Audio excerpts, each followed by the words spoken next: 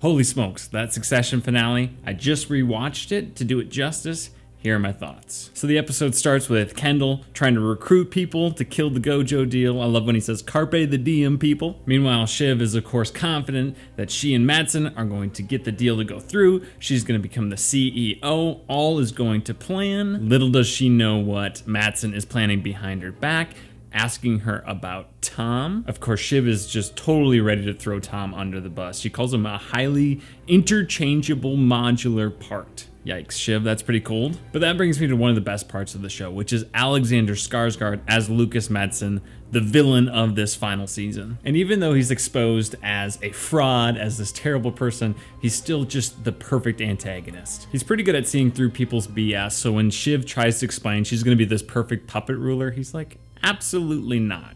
He's just playing along, letting her think that he thinks that, even though he knows Shiv would never just let him do whatever he wants. In fact, she's the one who pressed him into releasing the Gojo numbers for India and that sort of fraud, so he knows that she's not gonna just let him manipulate her. In fact, Shiv is just always backstabbing people, and it's always blowing up in her face. None of her schemes seem to ever pan out for her, so you would think she would stop, but I guess she doesn't learn her lesson. And one of my favorite things about the way Shiv is written is she kind of presents herself as the most morally upstanding of all the Roy children, but in reality, she is just as ruthless as the others. She's really only moral when it's convenient for her. Shiv loves to rub it in and gloat when she's winning, but she may be the sorest loser in the show. Then of course you have Kendall, who maybe actually has a heart, but the guy has zero grip on reality. And at this point, Roman is just a complete head case. And while Kendall and Shiv are tracking down Roman out of the country, you have the Tom, Greg, and Matsson storyline going on. They go to that art show. The colors go well. Is that even a sentence, Greg? I think the thing I'm gonna miss the most from this show, honestly, is that relationship and that dynamic between Tom and Greg. It's just makes the show so funny. After the art show, then of course they go to the dinner where Tom once again throws Greg under the bus because the fish doesn't taste good, but then Matsson has Tom soft pitch himself to him, and he finds out that Tom is the puppet ruler he is looking for. He is the guy who will take the fall for anything. In fact, in season 3, he was proving that he was gonna take the fall for Logan and even go to jail for him. So this is exactly who Matsson is looking for. What a great twist in the middle of this final episode as well. It really makes everything change. Everything hinges on this. Oh, holy smokes, what's gonna happen next? And just as that is happening, Greg uses the translator app at the bar to figure out what Matsson is talking about, finding out that Shiv is not gonna be the CEO.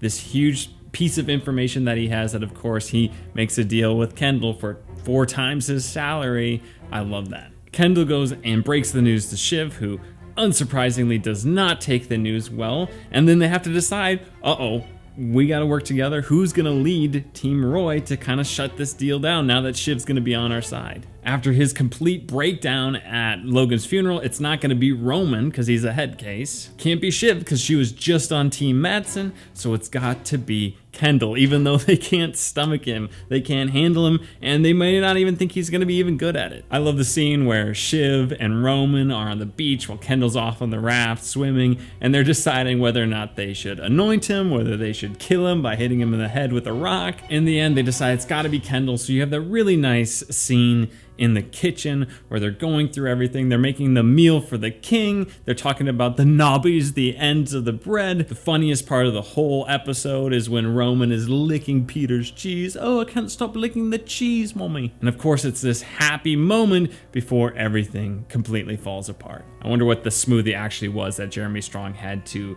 eat and then had dumped on his head by Kieran Culkin.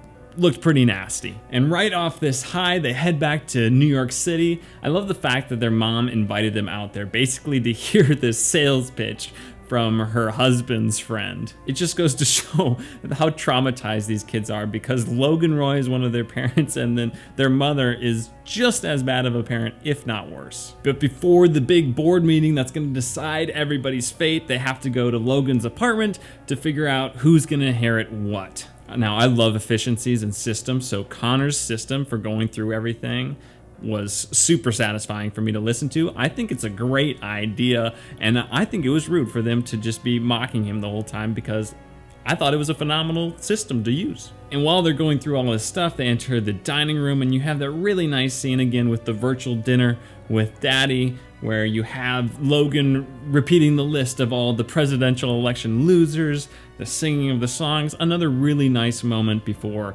everything comes to an end. Now, I love the build up to the board meeting itself. They're really setting up Roman to be the one you're really nervous about. You have the scene in Logan's office where he's having second doubts. He's thinking that maybe I should have been the person. He's looking in the reflection. My injuries aren't that bad. But then Kendall, ruthless, goes over and basically rips his stitches apart. Really gruesome, very difficult to watch. But Kendall's confident. He's got all the votes. He's ready to go. They start the meeting. I love it when Kendall's like, look, the Gojo deal, we were proud to land it. It's a terrible deal, but we're proud of it. It's terrible though. Let's vote. Let's move on. And they start the vote. They need 7 to win. And they start going around. Frank votes yes. They're yes, yes across the board. And then the no's started piling in. I love how everybody who voted no was pretty obnoxious about voting no, while the people who were voting yes were like, yes, or just yes, this is the right move. Everybody in the audience tenses up when it comes to Roman.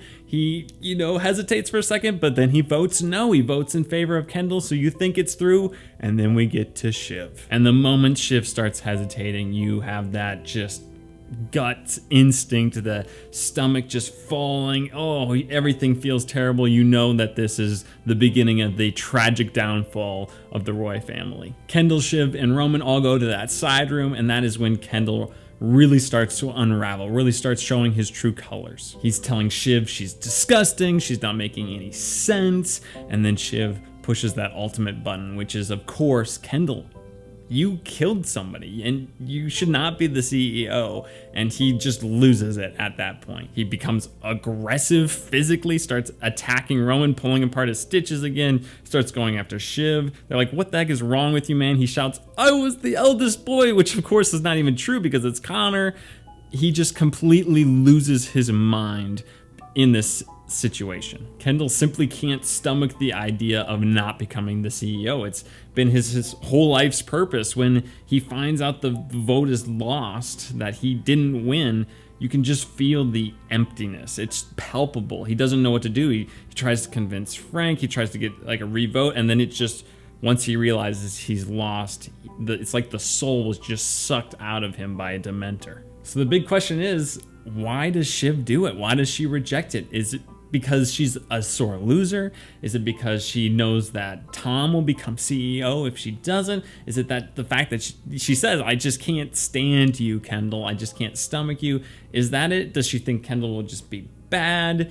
It's complicated. It's a multitude of things. After rewatching it, you can tell that there's not one moment where something triggers her to change her mind. This is something that's been brewing, so I would love to hear your theories about it. So after the epic climax, the denouement, the epilogue is really short. It's pretty abrupt, and we experience the fates of all these characters. Obviously, Kendall, with his sense of emptiness, he's just lost his purpose. He sits on the bench in Battery Park and just looks off into the distance at the Hudson River and just has no idea what to do. No matter what he does with the rest of his life, he's just always going to see himself as a failure because his barometer for success was succeeding his father as CEO, and now he'll never be able to do that. Meanwhile, Roman ends up where he started. He at least has some sort of epiphany that everything is just kind of BS, that it's meaningless, we're nothing, we're just kind of these frauds, these entitled kids who would be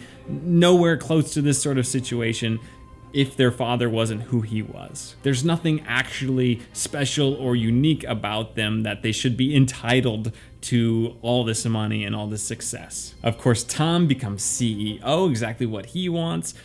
Shiv is, what is their relationship going to be like going forward? I love the moment where Tom lays out his hand, Shiv puts her hand over it, but just barely. It's like, what is this relationship? It is the definition of complicated. I'd like to think they'd stay together, but honestly, I don't even know if that would be a good thing for them. Obviously, they're becoming parents. What would they be like as that? Are they going to be able to avoid the mistakes of Shiv's parents? Matsson gets to walk away with the W. He wins. He compares himself to Jesus at the end. Man, that guy is so insufferable and just terrible, but the perfect person to come out on top of this situation in this show. Despite betraying Lucas Matsson, Greg seems like he's gonna be okay. Tom's looking after him. I loved the bit where Tom puts the sticker on him. I thought that was a great ending point for their relationship. And then you have Connor just hoping that Jared Mencken is able to be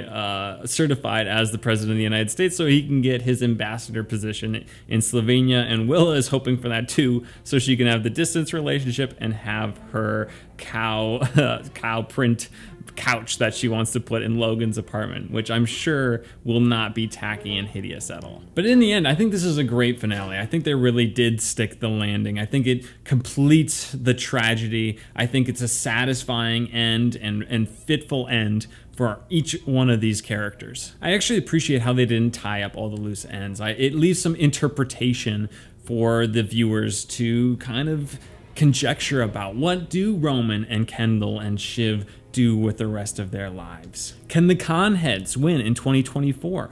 All of these things left unanswered just for us to think about. Obviously in this season and throughout the whole show, the cast was phenomenal. I mean, starting off with Brian Cox to the actors of the Roy children, the antagonist Alexander Skarsgård, even the old guard of Waystar, and everybody in between is just so good. There's not a weak link in this whole cast. They're phenomenal. And I have to shout out Nicholas Britell for his outstanding score combining the classical with the hip hop. It just accentuates and complements the show itself so well. The cinematography is glorious. It's beautiful. I love how they used film for it. It's great. I love how a lot of the sequences this season they actually filmed in sequential order. They let the scene breathe more like a play, and I think the performances benefited because of that. So yeah, this show is gonna rake in the Emmys this year, unfortunately for Better Call Saul, which got snubbed last year, and probably won't be able to walk away with much,